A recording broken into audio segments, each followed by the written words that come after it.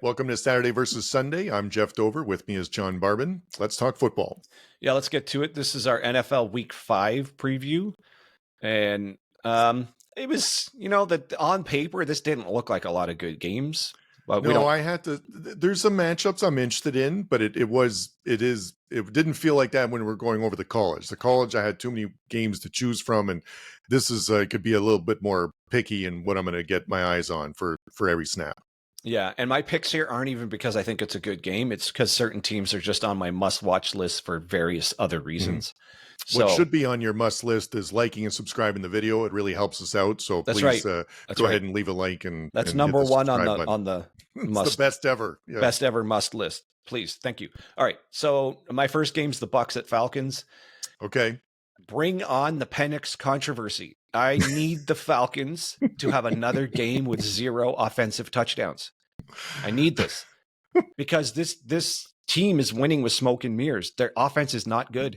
Yeah. And I don't know how stubborn the GM is going to be if they think last week's game that should not instill confidence in what they've done here with like signing Cousins and getting 0 offensive touchdowns. So I'm constantly gunning for the Penix controversy here. So Falcons are my must-watch team for no other reason than if they play well, that's great. I like it if they're playing well and they're winning. But if they don't win and Cousins doesn't play well, it just keeps raising the specter on the Penix coming in. So I'm just all in on that every game. No, and I can tell you've been like that over the past weeks because the first week Atlanta lost to Pittsburgh and we're already calling for Penix. Then the next week they beat the Eagles, which felt like almost like a divisional championship game. Their Cousins is going to be great. And then the next week they lost to the Chiefs and they didn't play well. And they said, I call for Penix. Then they beat the Saints, close the last week. So then it's like, all right, well, then maybe stick with Cousins. So yeah, we've been going back and forth. But whoa. No, you said they beat the Chiefs. No one's beaten the Chiefs. Sorry, they lost to the Chiefs. Sorry. Yeah. And then they beat the Saints. So right. But so we've been going back and forth on this, but you're right. It's if any prolonged struggle by Cousins is going to make it, the voice for Penix louder. I just want to see Penix play this year. Yeah. Anyways. No, that's a good point. Yep. All right. So the first one on my list is going to be the Jets at Minnesota. I like Sam Darnold. It's at Minnesota. It's in London, but it's I'm all in on the Vikings now. I like Sam Darnold. I like how the team's doing well. I think the Jets need to have a bounce back week from the horrible outing last week. So I think it's going to be a good game. I think Minnesota is going to win. I hope the Jets don't do well, but it's a London game. It's first thing in the morning on Sunday, so it's a little bit different. But I know I want to see Minnesota and hold serve in London. Yeah, I didn't put that on my list. I just kind of assumed Minnesota's going to kill them, but nobody really does that in the NFL. Minnesota, I think, really changes it. The fact that it's in a London, sort of a neutral site, makes it a little bit more even. But it's because like Minnesota is favored by 2.5, so if it was at home, it'd almost be 5.5 was what you would adjust for that. So it's less than a field goal is what they're thinking. So. I don't know. I wouldn't believe that, but I have no clue on point spreads. All right. So my next one's the Browns at Commanders. Commanders are just now must watch. Yes. So as long as Jane Daniels is playing, that team is always on the list. The Browns, whatever. Nobody likes that team. Maybe Cleveland fans. I don't even know how Cleveland fans they must have some cognitive dissonance knowing their quarterback is with his off-field shenanigans. I guess they just forget about that. Yeah, but every time I see him on field, especially Dina's like, I can't stand that guy. Yeah. Even I don't know. I know there's controversy over are half of those women just trying to get a payday, but there's no way that many people come out. No. And are just making it up. And there's still some ongoing stuff with that. He's clearly done something wrong to a lot of people. And it's kind of scummy stuff. And I just don't know how you can possibly get behind that guy, especially getting paid as much as he is and all of that. So I like to see the Commanders just blow their doors off. I'm excited to see the Washington, what it's like at their home field, because I don't think Washington has had a team to really get behind for some time. And this has sort of come out of nowhere for everyone with Jane Daniels and some of even the local, like Tony Kornheiser and the local Washington people is a little surprised, and they haven't had a chance to get excited since like RG3. And so it'll be interesting to see if they're going to be, what it's going to be like there. Are they going to really, because Washington is a great football town. So if, I'm hoping that there'll be a lot of love for the Commanders and support a team that's looking like one of the best teams right now in the NFL. So well, Daniels is what they were hoping RG3 would have been. Yeah. Yes. It's as long as he can keep going, right? That's what they're worried about, getting injured. So yeah, no, that game's going to be good. All right, what do you got? All right, so the next one is going to be Buffalo and Houston. I think it's two of the best teams in the AFC.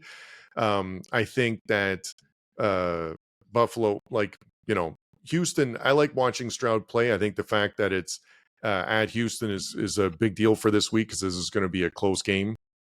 But I just like seeing the two teams go at it, and it's see how Buffalo, they got to shake off the loss against the Ravens. You don't want to lose two in a row, right? So and they've got another AFC game next week too. So I think it's how they come back.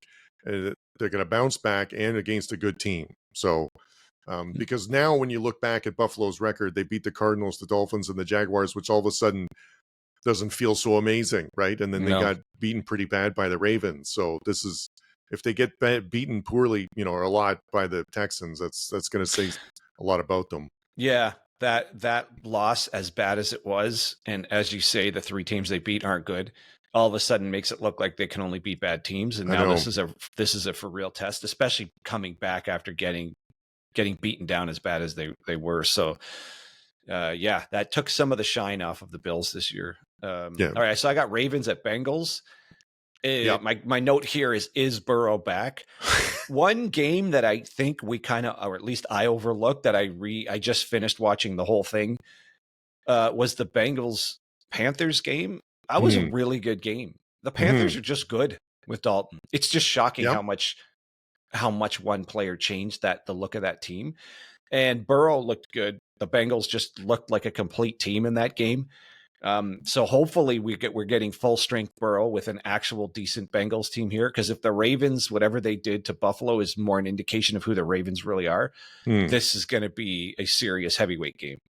Yeah, I'm always surprised at how for the Bengals you are, like for a 1-3 team. It doesn't. Let me qualify that. Okay.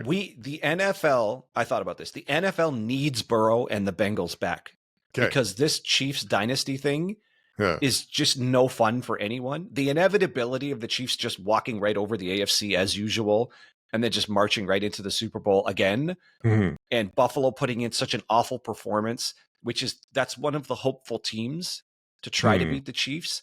And then the Ravens just blow their doors off. But the Ravens have proven over and over that they cannot beat the Chiefs. Right. So as you just sort of form this picture, Ravens can't beat the Chiefs. The Bills can't even beat the Ravens, let alone the Chiefs. Miami's out of the picture, and we're never really in the picture. The Jets are a non-factor. Who is it? Where is this team in the AFC that's got just a remote chance at beating the Chiefs? And you would think it's got to be the Ravens, but it isn't, because they've proven over and over again they just can't do it. The only person we have documented proof that can beat the Chiefs both in the regular season and in the playoffs is just Joe Burrow in Cincinnati, because he's done it. I think he's the only quarterback in the league who has a winning record against Mahomes. So to me, this is it. This is our only hope to have any variety in the AFC. I just don't see anybody else in the AFC challenging them. It's Burrow or nothing to me. So the fact that they had such a bad start kind of sucks. Because are we leaving it in the hands of whatever it is, the Ravens, or who's going to beat them? None of these teams can beat them. Yeah, well, and you're right about this being a critical game because it's an AFC North game, right? Because Baltimore and Cincinnati are in the same division, and Baltimore's 2-2, Cleveland's 1-3, and Cincinnati's 1-3. So if Cincinnati goes 1-4 and Baltimore goes 3-2 in the same division, that it doesn't eliminate them from the playoffs, but it's a really uphill battle versus both teams could be 2-3 after this week if Cincinnati beats them. So it is an absolutely critical game for the standings, and probably more important, like you're saying, is that for we hope Cincinnati can be the team that can be there later in the playoffs and at least give Kansas City a run for its money, because otherwise it's either them or maybe the Texans. Like, is there anyone in the AFC who has a shot at all? At the Texans are just too new and too young, and I cannot see them in a true playoff fight against the Chiefs holding up. No. I mean, they have the talent, but I just don't think they have the experience at all. And if the Ravens can't even do it, I don't know. Maybe I'm just being too doomsaying, but I'm just sick of seeing the Chiefs walk right over the AFC. And to me, as of right now, the only player I can have confidence that can do it is Burrow. But they got off to such an awful start. They set themselves so far behind the season. Yeah, no, they're really far behind. And you're right. It's Houston and Pittsburgh maybe would give Kansas City a run. No chance. But both quarterbacks are young, right? So winning in the playoffs is difficult. So that'd be tough for them to expect anything from them. Yeah. With that. Okay, so the next one on my list is the Green Bay and the Rams. I think that I want to see Green Bay, like, if they can bounce back after that loss. It's a good game against the Vikings. This is a game where they'd be favored to win, and this is the type of game where a good team is expected to win. You know what I mean? And so, I'm was stopping short of like where Green Bay fits on that list. So this would be, if they take care of business against the Rams, and then I can, I have a bit more confidence in Green Bay. So, and I think it's got another week for Love's knee to get a bit better too. So I'm hoping that it's a good game. I'm going to be watching this one, and it's like to see how Green Bay comes out with this. I think Green Bay's performance last week shows they're up there. Like, they hung in there. That's Love's first game back, and he was on fire. He looked good. Like, he looked like Love. So yeah, they should take it to the Rams. They're in a tough division too, because Detroit's 3-1 and Minnesota's 4-0 and they're 2-2. So all of a sudden, that's the best division in football. What's one of them? Yeah.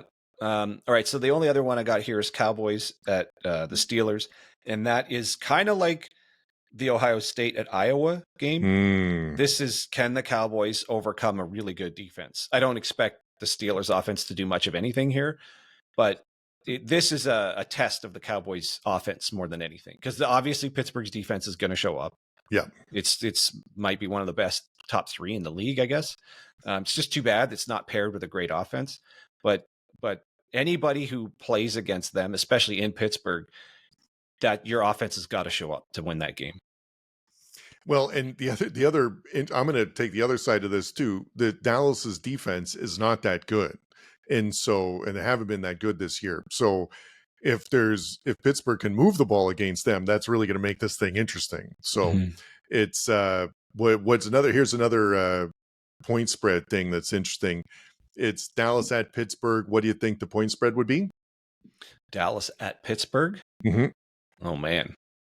Cowboys 2.5? Yeah, it's a good guess. It's Pittsburgh 2.5. Apparently. Really? So again, I'm surprised Pittsburgh is favored, but that's now it's 3 points is what you would give for the home field. So but that means it'd be even, like it's a pick 'em at a neutral site. And I can't believe that. I would have thought Dallas would have been favored too, because I just can't see how. Dallas is going to score something, and I don't know if Pittsburgh's going to score anything. So that's kind of how I see it. Yeah. But it depends what kind of Dallas shows up. Yes. Like if they have a clunker where they couldn't run the ball or stop the run like a couple of weeks ago, Pittsburgh's going to kill them. Yep. But if they show up like they did last week, Dallas should win. I think it'll be close, but they should win. Mm-hmm. I guess it really just depends how overwhelmingly dominant is Pittsburgh defense here. Mm-hmm. My guess is they will be able to stop Dallas's run game. Mm-hmm. In which case, that's not a good situation if you've got Watt going nuts in a forcing Dallas into passing downs. Mm-hmm. Yeah. So at Pittsburgh in a night game, I don't know what the weather's going to be, but that potentially could be a thing too, right? Because if it's not great weather for passing, then that should feel like a playoff game. It should feel exactly like a playoff game. Yes. I can't even picture the last time I've seen these two play in Pittsburgh. That's a long time. That's a great call. Neither can I. And it harkens back to the early 90s and stuff. I think it takes an NFL team 8 years to get through all the teams on both home and away. At least I think it takes 8 years for an NFL team to get through all of the other conference. One game home, one game away. Okay. So it takes a while. So it could have, this could be the 8-year interval here. I don't know, but that'll be a fun one to watch. Yeah, that's it. I'm glad that one's on its own too in the Sunday night. So get eyes on that one. Yeah. I mean, that's all I got. You got any other notes? No, for that's this week? it for me. Yep, should be a good one. And of course, there'll be some other crazy game we haven't thought about here that'll show up. But anyway, so that's what we got for the NFL, and hopefully, we'll see you next week on our reaction show to see if any of this happened the way we thought it was going to happen. All right, catch you later.